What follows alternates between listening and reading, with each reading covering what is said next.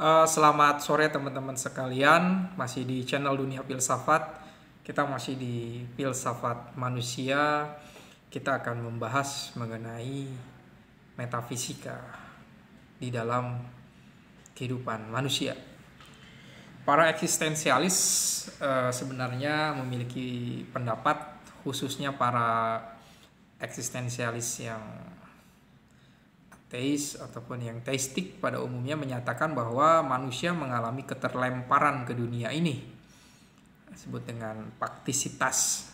Dia terlempar ke dunia sebagai sosok manusia. Dia tidak pernah meminta dirinya untuk menjadi seseorang, suku bangsa, budaya, agama. Dia terlempar saja. Lalu setelah itu dia harus menghadapi kehidupan. Dia harus mengafirmasi kehidupan dia. Kata Nietzsche, dia amorpati, harus amorpati, menerima kehidupan, bahkan menjalaninya. Baik itu dalam keadaan susah, senang, itu mau tragedi atau sesuatu yang sia-sia, dia harus dihadapi dengan komitmen hidup, kata Kierkegaard. Begitu juga dengan Nietzsche, berani untuk hidup. Nah, jadi manusia mengalami suatu keterlemparan dia ke dunia tanpa dia tahu harus apa. Dia hidup di dalam suatu struktur pengetahuan yang membuatnya memiliki konstitusi untuk hidup sebagai apa? Sebagai seorang manusia.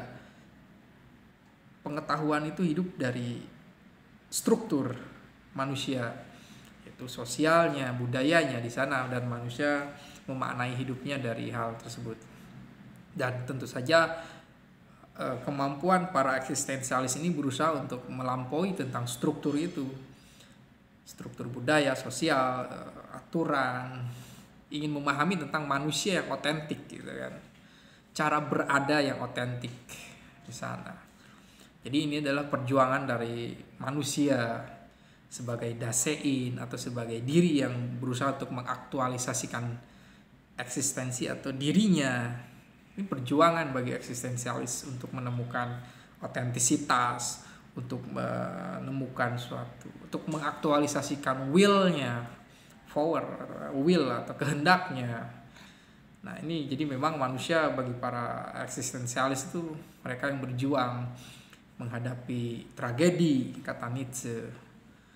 Kata Albert Camus, menghadapi suatu ketidakpastian atau absurditas.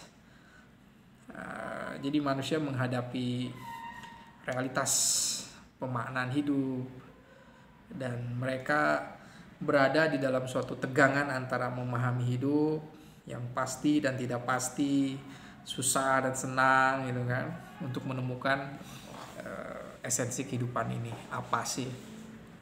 Jadi memang manusia ketika lahir ke dunia ini dia tidak memiliki kebebasan gitu kan ya. Dia lahir sebagai kulit hitam, putih, ya sebagai itu udah sesuatu yang bersifat primordial gitu, sesuatu yang bersifat terberi gitu kan.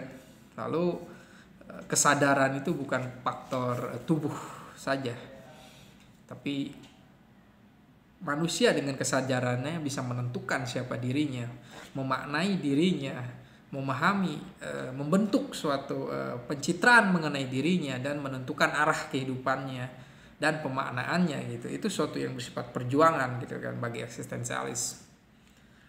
Ini metode suatu bukan hanya memahami tentang benar dan salah soal hidup ini, tapi menjalaninya, mengada di dunia ini, terlibat dengan Lebenswelt atau kehidupan ini, kata Heidegger.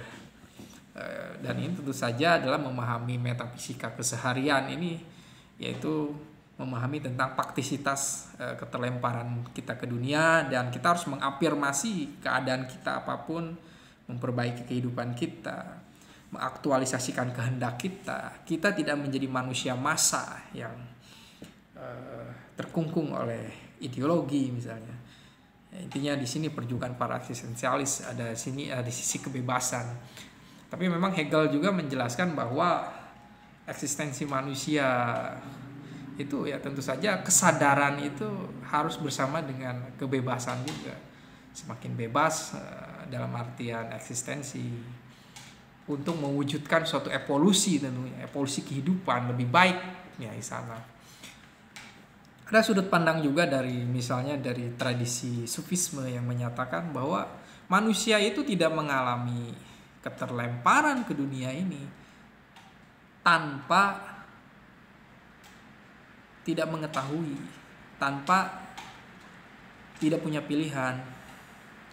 Ada pendapat yang menyatakan dari kaum Sufisme bahwa sesungguhnya manusia itu menjadi suatu sosok itu, lahir ke dunia itu adalah pilihan dia. Jadi kita ini kalau kita mau memahami tentang pendapat Sufisme bahwa kita ini lahir ke dunia ini karena kita memilih kita sebagai ini gitu. Ini pilihan kita gitu. Jadi kita lahir ke dunia ini kita sudah memilih kita menjadi sosok ini. Jadi ini berbeda dengan pandangan dari eksistensialis Barat misalnya Kierkegaard. Itu yang menyatakan kita tidak tahu, kita tidak memilih, tidak punya kehendak sebelum lahir. Dengan